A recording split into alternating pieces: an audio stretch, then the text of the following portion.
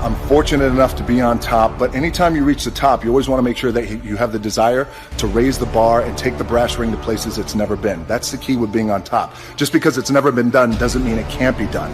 And in terms of competition, great question. Everyone's my competition, but a fundamental key that I've learned over the years is, and I'll share it with you, my number one competition is me. It's always you versus you. You got to be the one to get up every morning, be disciplined, put in the consistent daily hard work, because that gains success. No coach, no trainer, no mentor, no boss can do it. You versus you.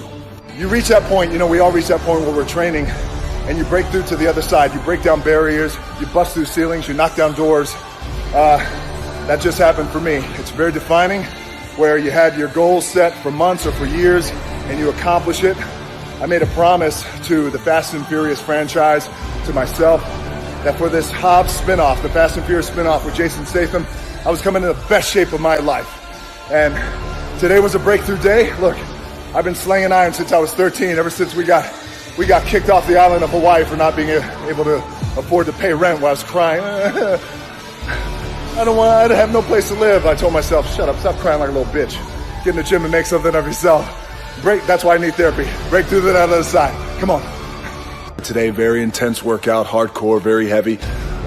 Creating and destroying, breaking down and building up that very dense, thick muscle. All this is fake sweat, by the way. I just poured water on my head. I want to share a sentiment with you that I just heard from a very good friend of mine. His name is Phil Heath. A lot of you guys out there know he is the reigning Mr. Olympia heavyweight, and will go down in bodybuilding as one of the greatest of all time, possibly the greatest of all time. We always talk about hunger and how you always want to outwork your competition regardless of how successful you may be lucky enough to be. You want to be hungry. If you know what it's like to be hungry, you'll never be full. He said it's one thing to be hungry, it's another thing when you're starving for greatness and starving for success. And I love that because it immediately clicked. It's in my DNA.